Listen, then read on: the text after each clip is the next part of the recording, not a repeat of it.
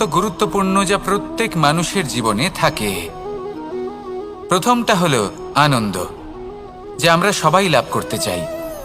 দ্বিতীয় হলো ক্রোধ, এটা তখনই আসে যখন আমরা আমাদের উপর নিয়ন্ত্রণ হারাই বা কোনো পরিস্থিতি আমাদের প্রতিকূল হয়ে থাকে। তৃতীয় হলো দুঃখ, এই দুঃখ তখনই আসে যখন কোনো একটা পরিস্থিতি আমাদের মনের মতো হয় না বা আমাদের প্রিয়জন আমাদের বুঝতে পারেন না, আমরা অমূল্য কিছু হারিয়ে ফেলি, তখন এই দুঃখ আমাদের হৃদয়ে আশ্রয় নেয়।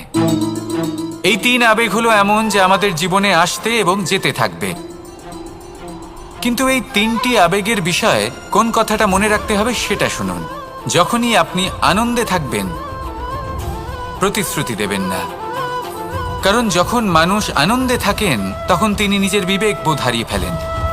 দ্বিতীয়ত, যখনই আপনি ক্রুদ্ধ হবেন, উত্তর দেবেন না, কারণ ক্রোধের বশে যে উত্তরই দেবেন সেটা শুভ হবে না। তৃতীয়ত, যখনই আপনি দুঃখী থাকবেন, কোনো সিদ্ধান্ত নেবেন না, তখন নিজের মনের ওপর, নিজের কর্মের ওপর, নিজের ওপর নিয়ন্ত্রণ রাখতে চেষ্টা করুন। যদি এই তিনটি আবেগের ক্ষেত্রে এই জিনিসগুলো মনে রাখেন, তাহলে জীবনে কখনো আক্ষেপ করবেন না। আসুন আমার সাথে ভালোবেসে বলুন, রাধা রাধা। সংসারে দুই ধরনের পথ হয়, উচিত পথ আর অনুচিত পথ। একটা শুভর দিকে নিয়ে যায় আর একটা অশুভর দিকে নিয়ে যায়। অনেক সময় অজ্ঞানতাবশত জীবনে আমরা সেই পথ নির্বাচন করে নিই যা আসলে অনুচিত, তারপর নিজেকে আশ্বস্ত করে ফেলি যে এই পথেই চলতে হবে, এখান থেকে ফেরার পথ নেই। কিন্তু যদি সত্যি বলি, তাহলে এটা শুধুই আপনার ভ্রম। আপনার মধ্যে শুধুমাত্র একটু দৃঢ়তার অভাব আছে, তা জাগ্রত করুন আর বাড়িয়ে তুলুন। আপনি দেখবেন এই সংসারে এমন কোনো পথ নেই যেখান থেকে ফিরে আসা সম্ভব নয়, এমন কোনো মানসিকতা নেই যা বদলানো সম্ভব নয়। যদি আজ এই মুহূর্তে আপনার মনে হয়ে থাকে যে আপনি কোনো অনুচিত পথে আছেন আর আপনি কোনো শুভ পথে যেতে চান, তাহলে ওখান থেকে ঘুরুন আর ফিরে আসুন, আবার সেই মোড়ে ফিরে আসুন আর সেই পথ নির্বাচন করুন যা আপনার জন্য শুভ। একটু সময় অবশ্যই লাগবে, কিন্তু নিশ্চিত রূপে আপনার উদ্দেশ্য এবং আপনার গন্তব্য এই দুই অনেক শ্রেষ্ঠ হয়ে উঠবে। তাহলে আসুন আর আমার সাথে ভালোবেসে বলুন, রাধা রাধা। কিছু মানুষ চিরকাল দুঃখে থাকেন, বলেন যে দূরত্বের কারণে ওনাদের ভালোবাসা সমাপ্ত হয়ে গেছে। এমনও কিছু মানুষ আছেন যারা বলেন যে দূরত্বের জন্য ভালোবাসা বৃদ্ধি পায়। কেউ বলেন কাছাকাছি এলে ভালোবাসা বৃদ্ধি পায়। কিন্তু আসল সত্য হলো এটাই যে দূরত্ব ভালোবাসা পরিমাপ করার কোনো মাপদণ্ডই নয়। চাতক পাখিকে দেখুন, সারা বছর সে অপেক্ষা করে যে কখন বর্ষা আসবে আর ওর তৃষ্ণা নিবারণ হবে। বর্ষার জল ছাড়া ও আর অন্য কোনো জল পান করে না। তাহলে বলুন, এই যে দূরত্বের জন্য ওদের ভালোবাসা কি সমাপ্ত হলো? এই ভালোবাসা আপনার মানসিকতা বুঝতে পারে, সে আপনার মনে লুকিয়ে থাকা আবেগ বুঝে নিতে পারে। তা সে আপনি যতই দূরে চলে যান না কেন, যতই কাছে আসুন না কেন, শুধু নিজের আবেগগুলিকে কখনো মলিন হতে দেবেন না, স্বার্থ জড়িয়ে ফেলবেন না। প্রেমকে পবিত্র করে তুলুন, এই প্রেম ক্রমাগত বৃদ্ধি পাবে। আসুন আর এই ভালোবাসার সাথে বলুন, রাধা রাধা। অন্ধকারাচ্ছন্ন রাত্রি যদি এসে থাকে, তাহলে আলোকিত প্রকাশ নিয়ে সূর্যও অবশ্যই আসে। রোগ যদি এসে থাকে, তাহলে তার ওষুধও অবশ্যই আসে। সমস্যা যদি আসে, তাহলে সেই সমস্যার সমাধানও নিজে থেকেই আমাদের কাছে চলেই আসে।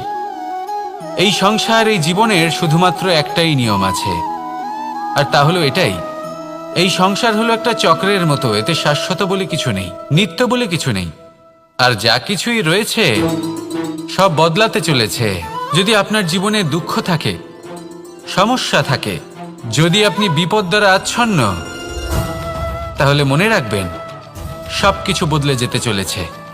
দুঃখের সময় কাঁদবেন না, মনকে আরো দুঃখী করে তুলবেন না, কারণ এখানে যা কিছুই এসেছে তা যাওয়ার জন্যই এসেছে। তাহলে এত চিন্তা কিসের? আনন্দ সহকারে জীবন যাপন করুন, আর আমার সাথে ভালোবেসে বলুন, রাধা রাধা। এই জীবনে আমাদের দুজন সঙ্গী, এক হলো অন্ধকার আর এক হলো প্রকাশ।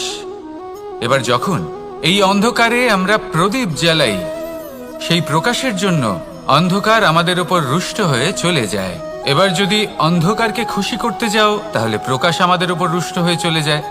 এ হলো ঠিক সেই পরিস্থিতি যে আমাদের দুই বন্ধু, তাদের মধ্যে সদ্ভাব নেই। যদি কোনো একজনের মান ভাঙাতে বা খুশি করতে যাও, তাহলে দ্বিতীয়জন অবশ্যই রুষ্ট হয়। সেই অবস্থায় আপনাকে বোঝদারের মতো কাজ করতে হবে, যে কখন কাকে সমর্থন করতে হবে, কখন কার সাথে চলতে হবে।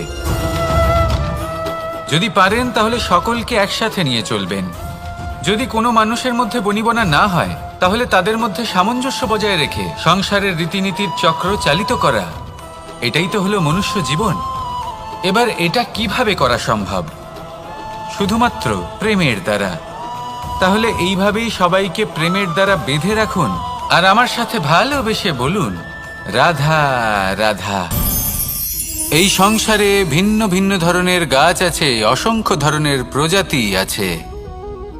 কিছু গাছ পাতা দিয়ে থাকে, কিছু ফুল, কিছু ফল। কেউ ছায়া প্রদান করে, কেউ শীতলতা প্রদান করে, কেউ নিজেকে খুব কষ্ট দিয়ে এই সংসারের বিকাশে সহায়ক হয়ে ওঠে। কিন্তু এই সবার মধ্যে একটা বিষয় কিন্তু সমান, এরা প্রত্যেকেই পাতা ছাড়া, ফুল ছাড়া, ফল ছাড়া জীবিত থাকতেই পারে, কিন্তু কোনো বৃক্ষই শিকড় ছাড়া বেঁচে থাকতেই পারে না। এটাই হলো রাধার। ঠিক সেইভাবেই আমাদের জীবনে শক্তি হোক, ধন হোক বা সাফল্য হোক, আমাদের বা আমাদের পরিবারের প্রসন্নতাই হোক, এই সব কিছুর আধার হলো, সব কিছুর মূল হলো পরিশ্রম। তাই জীবনে চিরকাল পরিশ্রম করতে থাকুন। যদি আপনি জীবনে মহান হবার পথে অগ্রসর হতে চান, তাহলে পরিশ্রম করুন। এই পরিশ্রম দ্বারাই নিজের পরিবারকে প্রসন্ন করুন, নিজের বন্ধুদের প্রসন্ন করুন, এই সমাজকে গর্বিত করুন। আসুন আমার সাথে ভালোবেসে বলুন, রাধা রাধা। বাসাংসি জীর্ণানি যথা বিহার, নবানি গ্রহাতি নরোপরানি, তথা শরীরানি বিহায় জীর্ণা, ননিয়ানি সয়াতি নবানি দে। আত্মার কখনোই মৃত্যু হয় না। আত্মা শুধু শরীর বদল করে, রূপ বদল করে। আর যেখানে আত্মার মৃত্যু হতে পারে না, সেখানে প্রেম কিভাবে সমাপ্ত হতে পারে? কারণ প্রেম হলো নিজেই পরমাত্মার রূপ। কখনো সে সীতার খোঁজে বনে বনে ছুটে বেরিয়েছে, কখনো সে রাধার প্রেমে বনকে বৃন্দাবন রূপে সাজিয়ে তুলেছে, কখনো সে কানাই রূপে গোকুলবাসীদের মন জয় করে নিয়েছে, আবার কখনো সে মাখন চোর নন্দলালের রূপে সবার মনে ভালোবাসার স্রোত বইয়েছে। কখনো নিজের হাতে বাঁশি নিয়ে তাতে ভালোবাসার সুর তুলেছে, আবার কখনো নিজের আঙুলে সুদর্শন চক্র ধারণ করে ধর্ম এবং প্রেমের বিরোধীদের সংহার করেছে। কখনো সে যশোদানন্দন হয়ে গোকুলে অনেক লীলা করে বেরিয়েছে, আবার কখনো দেবকী নন্দন রূপে কংসের লীলার পরিসমাপ্তি ঘটিয়েছে। কখনো যুদ্ধ বিমুখ হয়ে প্রজাদের রক্ষা করেছে, আবার কখনো ধর্ম রক্ষার জন্য সে যুদ্ধে অবতীর্ণ হয়েছে সারথীর রূপে, এবং এই সংসারকে গীতার জ্ঞান প্রদান করেছে। এই ভালোবাসা নয় তো কি, যে গোলকে নিজের রাধাকে হারানোর পরে নিজেও পৃথিবীতে অবতীর্ণ হয়েছে এই সংসারকে প্রেমের শিক্ষা দিতে। এই প্রেম ছাড়া আর কি, যে বৈকুণ্ঠে নিজের লক্ষ্মীকে হারিয়ে সেই সংসারে শ্রীনিবাসের রূপে এসেছে, এই সংসারে নিজের ভালোবাসাকে পেতে এসেছে। এই প্রেম হলো অনন্ত, এর যাত্রা হলো অনন্ত, এবং এই প্রেম যার যাত্রার কোনো অন্ত নেই, আর যার প্রভাব হলো সুগভীর। সেই পরমাত্মারূপী প্রেমকে, এই প্রেম দূতের প্রণাম। আসুন আর আমার সাথে ভালোবেসে বলুন, রাধা রাধা। এই সংসারে সবাই বলেন, আমি অর্জুনের মতো হয়ে উঠতে চাই। সবাই চায় যে তারাও যেন অর্জুনের মতো গান্ডীব লাভ করে। তারাও চায় যে তাদেরকেও মহাদেব এসে পশুপতি অস্ত্র দান করবেন। তারাও এটাই চায় মহাভারতের মতো মহাসংগ্রামে বিজয়ী হতে। কিন্তু সবাই ভুলে যান যে অর্জুন যা হতে পেরেছিলেন সবকিছুই অর্জন করেছিলেন। যদি আপনিও অর্জুনের মতো গান্ডীব লাভ করতে চান, তবে আপনাকেও তার মতোই শ্রেষ্ঠ কাঠ নির্বাচন করতে হবে। সেই কর্ম আপনাকেই করতে হবে। তার প্রত্যঞ্চা যাতে তীব্র হয়, তার জন্য আপনাকে সর্বশ্রেষ্ঠ দড়ি খুঁজে বের করতে হবে। আপনার বাণ যাতে ঘাতক হয়, সেই জন্য আপনাকে নতুন নতুন ধাতু খুঁজে বের করতে হবে। সেই শিক্ষা আপনাকে লাভ করতে হবে, তবেই আপনার ইচ্ছে পূর্ণ হবে। অর্জুন হওয়া বড়ই সরল, যদি আপনি কিভাবে অর্জন করতে হয় তা জানেন। শুধুমাত্র স্বপ্ন দেখেন যারা, তারা কখনোই অর্জন করতে পারবেন না। কিন্তু যদি কেউ অজ্ঞাতবাস ভোগ করতে পারে, যদি কেউ লাক্ষাগৃহ থেকে পালিয়ে বাঁচতে পারে, যদি কেউ কঠোর তপস্যা করতে পারে, প্রতীক্ষা করতে পারে এবং পরিশ্রম করতে পারে, তাহলে সে অর্জুন অবশ্যই হয়ে উঠবে। যদি আপনি অর্জুন হয়ে উঠতে চান, তাহলে কর্ম করতে শিখুন আর আমার সাথে ভালোবেসে বলুন, রাধা রাধা। আপনি কখনো রেশমের কীট দেখেছেন? নিজের সুরক্ষার জন্য সে নিজের লালা থেকে একটি সুতো উৎপন্ন করে আর সেই সুতো দ্বারা নিজেকে পেঁচিয়ে নেয়, প্রকৃতি এবং অন্য জীবজন্তুর হাত থেকে সুরক্ষার জন্য। কিন্তু যখন সেই সুতো শুকিয়ে যায়, তখন কি হয়? তা একটা খোলসে পরিণত হয়, এত সবল হয়ে যায় যে সেই রেশমের কীট তা ভেঙে বাইরে বেরিয়েই আসতে পারে না। শেষ পর্যন্ত এই কারণেই সে মৃত্যু লাভ করে। এবার যদি একটা প্রজাপতির কথা বলি, তাহলে প্রজাপতি কি করে? যখন সে উড়তে চায়, সে নিজেই নিজের খোলস ভেঙে ফেলে। সে তার পাখনা মেলে আর তারপর সে আকাশে উড়ে বেড়ায়।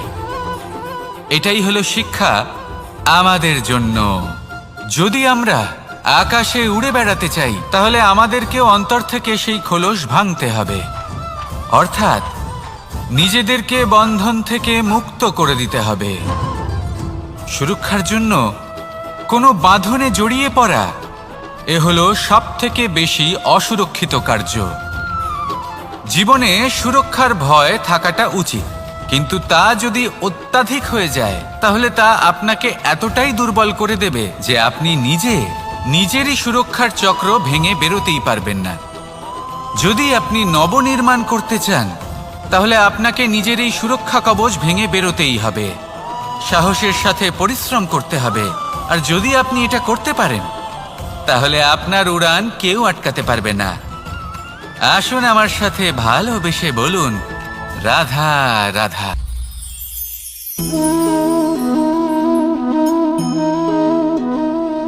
ভোজনের দ্বারাই শরীর পুষ্টি লাভ করে। ছোটবেলা থেকে আজ পর্যন্ত যাই আপনার ভোজন হয়ে থাকুক, যাই আপনার আহার হয়ে থাকুক, সেই অনুসারেই আপনার শরীর গঠিত হয়েছে। এই ভোজন অত্যন্ত গুরুত্বপূর্ণ, সেই জন্য এর প্রত্যেক অংশকে বোঝা খুব আবশ্যক। প্রথম অংশ, যে আমরা কি গ্রহণ করছি, এই ভোজন কোন স্থান থেকে আসছে সেটা বুঝুন। দ্বিতীয় অংশ, ভোজন কে বানাচ্ছেন। এই ভোজন সর্বশ্রেষ্ঠ তখনই হয় যখন মাতার হাতে তৈরি করা ভোজন হয়।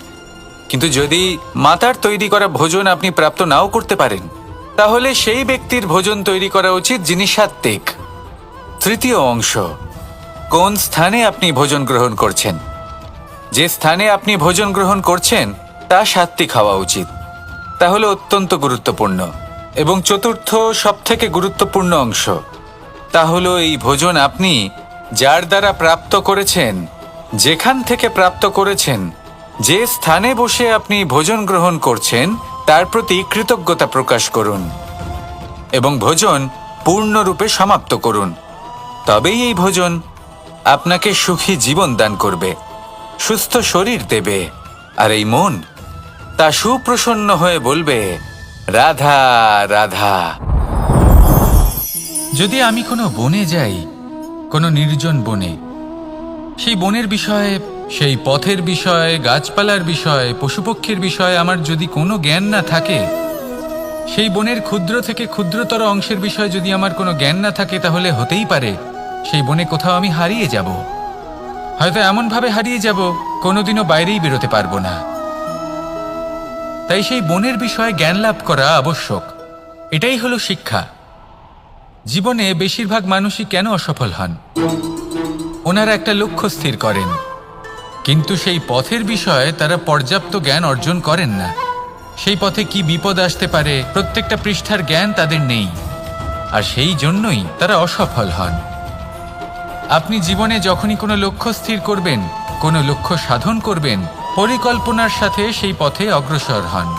সেই পথকে বোঝার চেষ্টা করুন, সেই পথের বিপদ সম্পর্কে জ্ঞান লাভ করুন, সব কিছু জানার চেষ্টা করুন, অজানা তথ্য আহরণ করুন, আর তারপর সেই লক্ষ্যের প্রতি নিজেকে সমর্পিত করুন।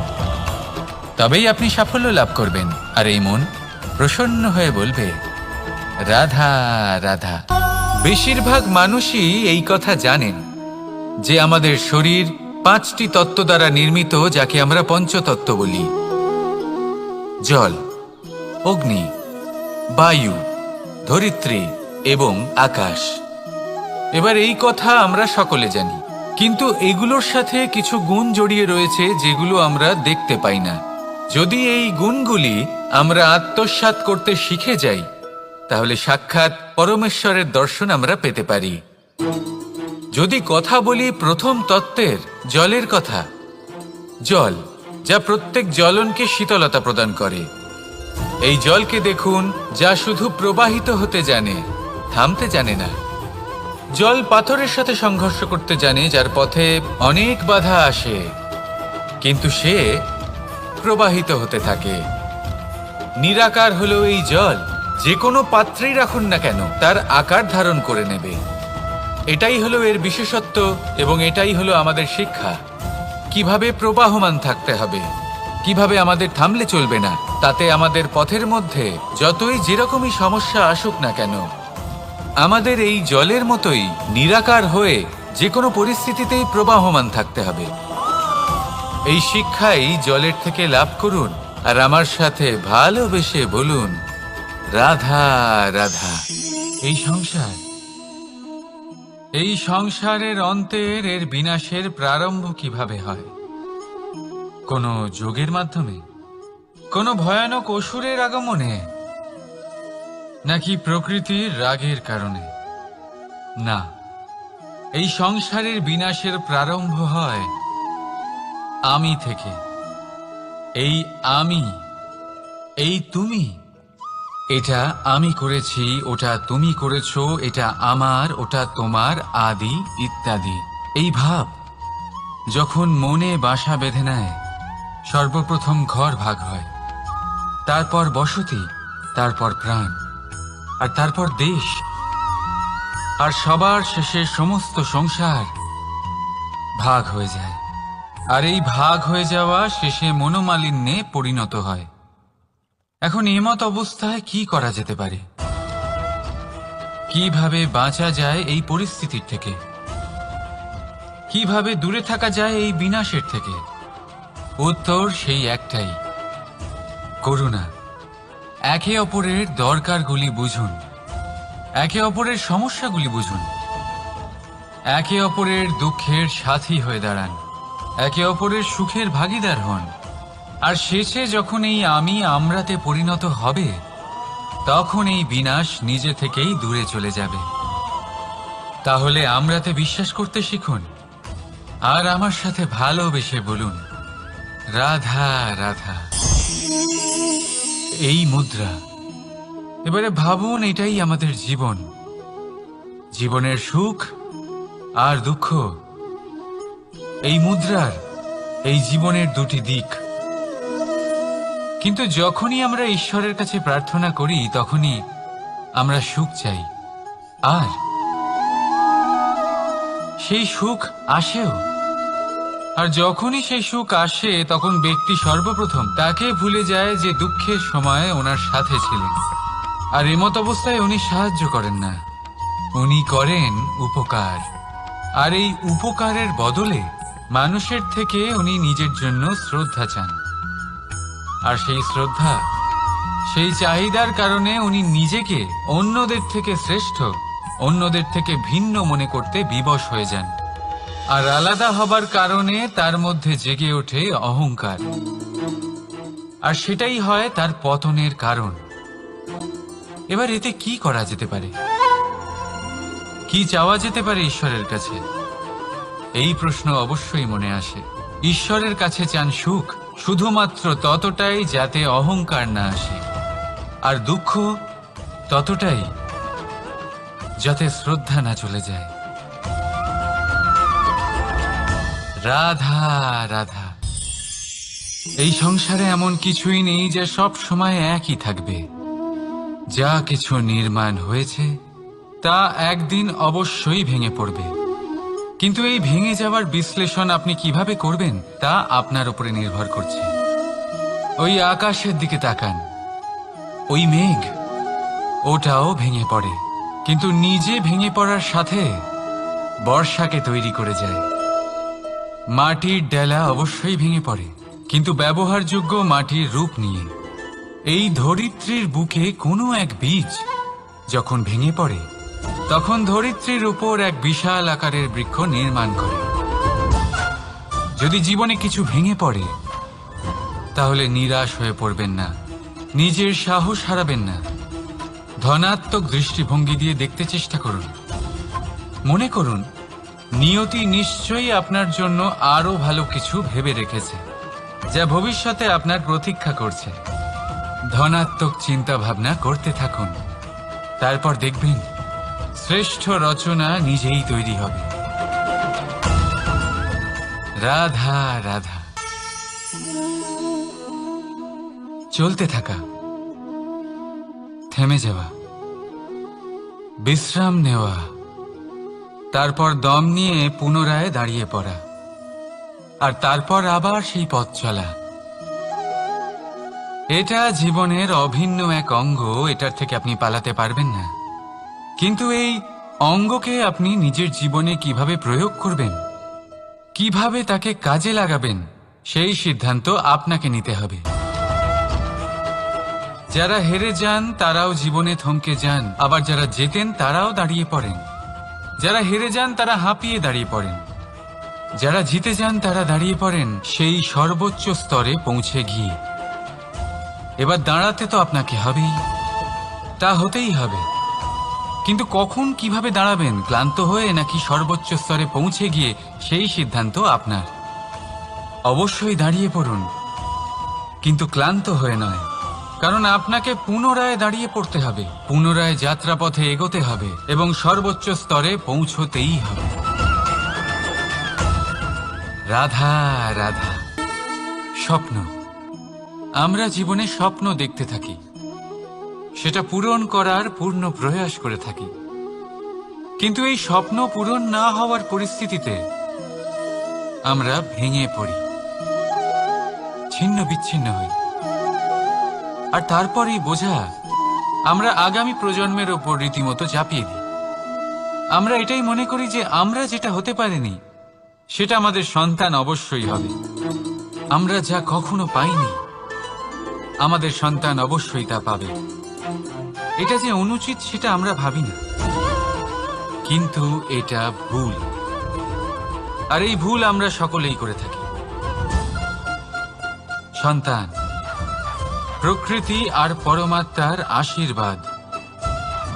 ওদের ভেতরে তাদের নিজের একটা অস্তিত্ব লুকিয়ে থাকে, সেটা মন দিয়ে দেখুন তো।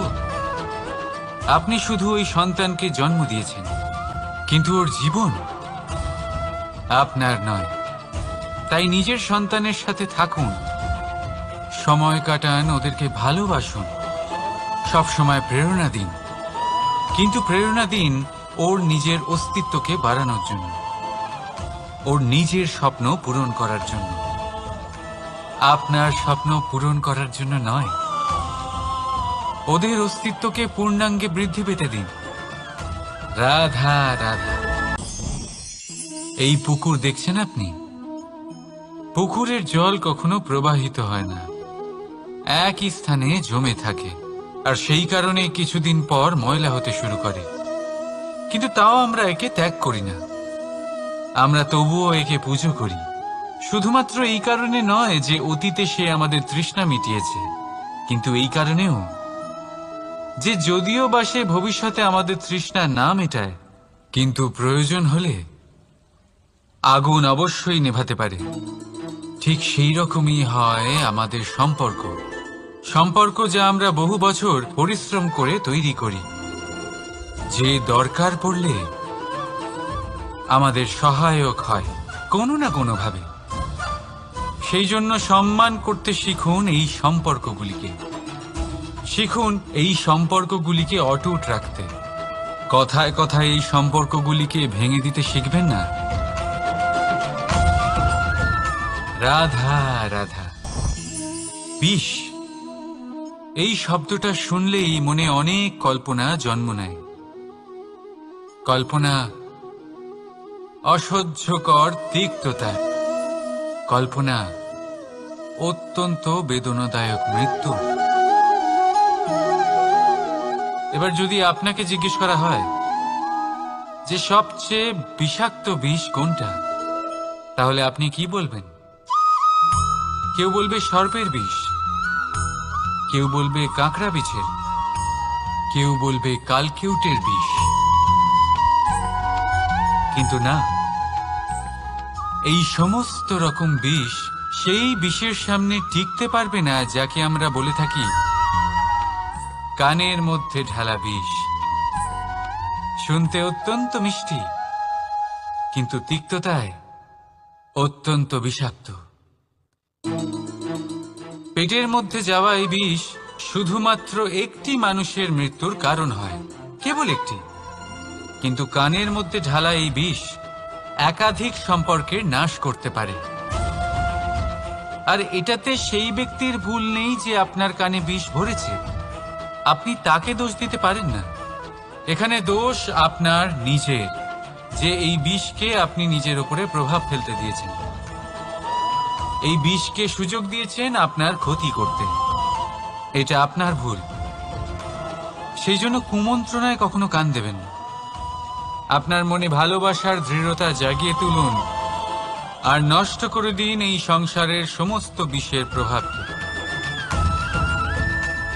রাধা রাধা। জীবন, আমাদের এই জীবন সুখ আর দুঃখ, এই দুইয়ের মিশ্রণ।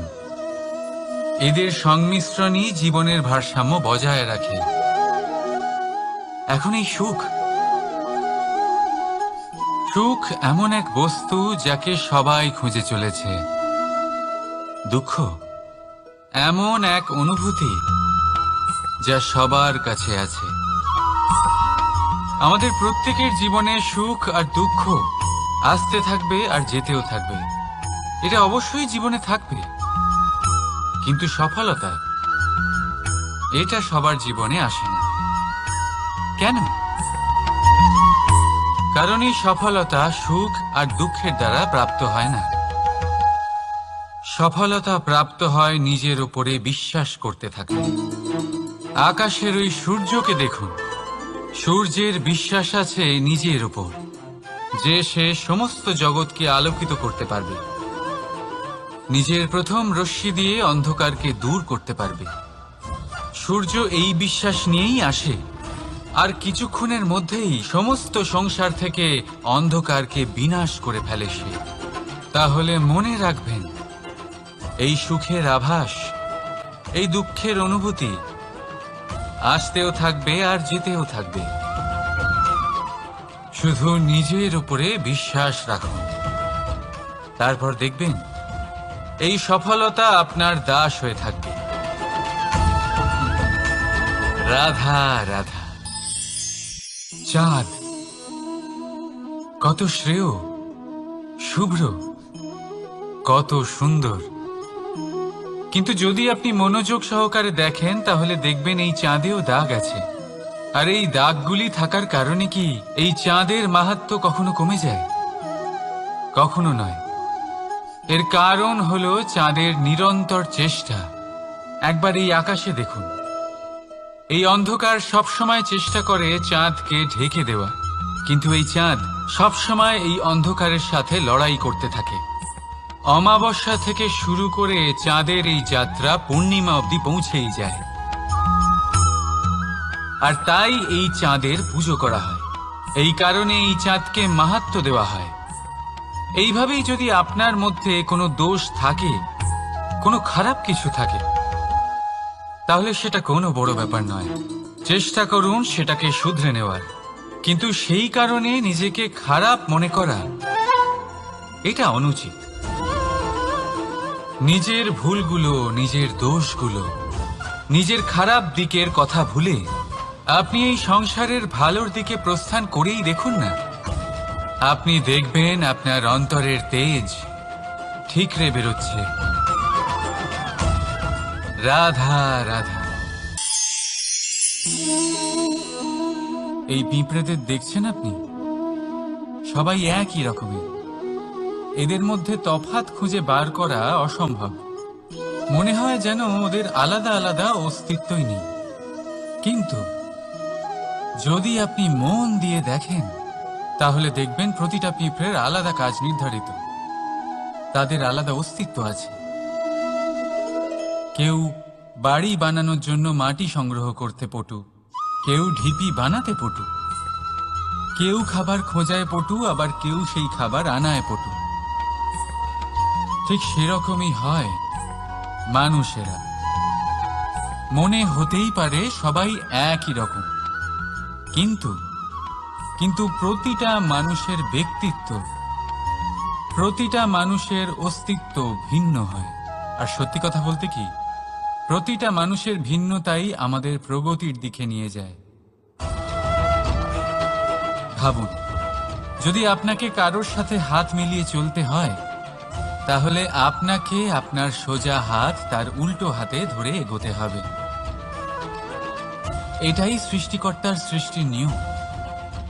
ভিন্নতা, এই ভিন্নতাকে আশীর্বাদ ভেবে চলুন, এতে কোনো খারাপ নেই। রাধা রাধা। দাদা আমাকে বহুবার জিজ্ঞেস করেন যে কানাই, তুমি রাধার সাথে এই সংসারকে প্রেম শেখাতে এসেছো, তাহলে কেন তুমি রাধাকে এত বিরক্ত করো? কেন ও তোমাকে বিরক্ত করে? কেন এই ঝগড়াঝাটি হয়? কেন এই টানাপোড়েন চলে? এবার এটার উত্তর আমি কিছুটা এইভাবে দিতে চাই। পিঁপড়ে সেই বাড়িতেই প্রবেশ করে যেখানে মধু উপস্থিত আছে। যদি আপনার বাড়িতে মধু থাকে, কোনো মিষ্টি জিনিস থাকে, মিষ্টত্ব থাকে, তাহলে পিঁপড়ে সেখানে অবশ্যই প্রবেশ করবে। ঠিক এইরকমই হয় আমাদের সম্পর্ক।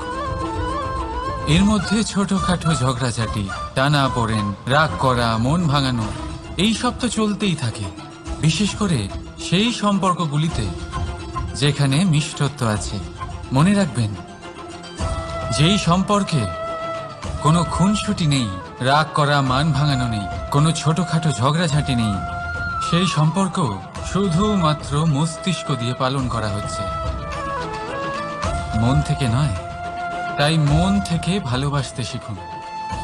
আর এই ছোটখাটো ঝগড়াঝাটির, এই অম্ল মধুর খুনসুটির আনন্দ উপভোগ করুন, কারণ এতেও ভালোবাসা আছে। রাধা রাধা। এই পুস্তক বড়ই কাজের জিনিস। কাহিনী হোক, কবিতা হোক, স্মৃতি হোক, এতে যাই লিখে দেবেন তা ভবিষ্যতের পুঁজি হয়ে যাবে। কিন্তু যদি কখনো এমন হয় যে এই পুস্তক ময়লা হয়ে যায়, বা যদি কোনো পাতায় আপনি ভুল করে কালি ফেলে দেন, বা কোনো বাক্য লিখতে গিয়ে আপনি ভুল করে ফেলেন, তাহলে আপনি কি করেন? সেই পুস্তক কি আপনি তুলে ফেলে দেন? না, তাই তো? শুধু একটা পাতা ছিঁড়ে ফেলেন, যাতে সেই পুস্তক সঠিক থাকে, সুন্দর হয়ে ওঠে। এই পুস্তকের মতোই হয় আমাদের সম্পর্ক। তার সেই এক পাতা, একটা ভুল। তাই যে কোনো সম্পর্কে যদি কারোর কোনো ভুল হয়ে গিয়ে থাকে, তাহলে সেই ভুলকে সম্পর্ক থেকে দূরে করা সঠিক হবে। সেই ভুলকে ভুলে যাওয়াই সঠিক হবে। সেই সম্পর্ক ভাঙা নয়, সেই সম্পর্ক সামলে রাখুন। কারণ ভুল তো সবার দ্বারা হয়। যদি এরকম করেন, তবেই জীবনরূপী পুস্তক আরো সুন্দর হয়ে উঠবে। একে অপরকে ক্ষমা করতে শিখুন। একে অপরের ভুলকে ভুলে যেতে শিখুন। তারপর দেখবেন এই জীবনে আরো আনন্দ আসবে, আর এই সম্পর্ক নিঃশ্বাস নিতে থাকবে। রাধা রাধা।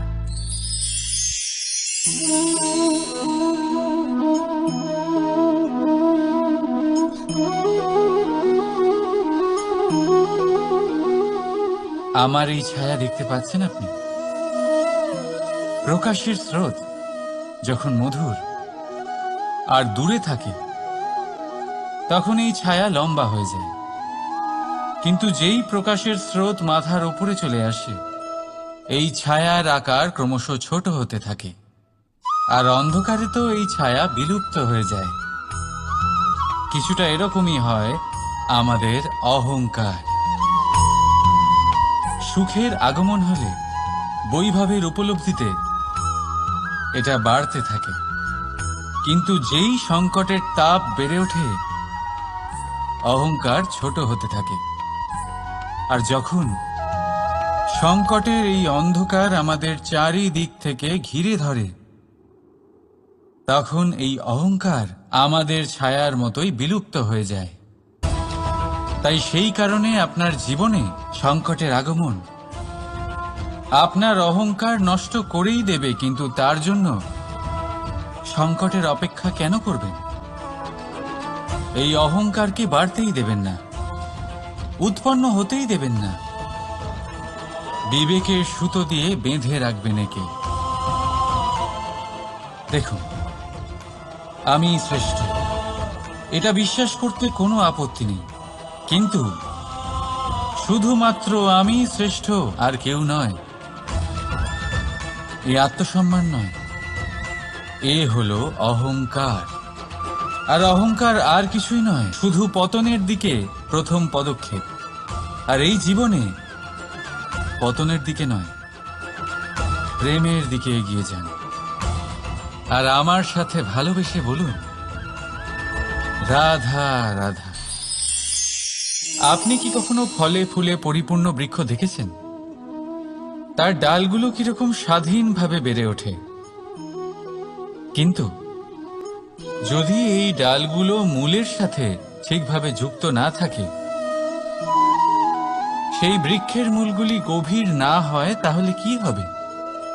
তাহলে কি সে সেই সব সুবিধা পাবে? কখনোই নয়।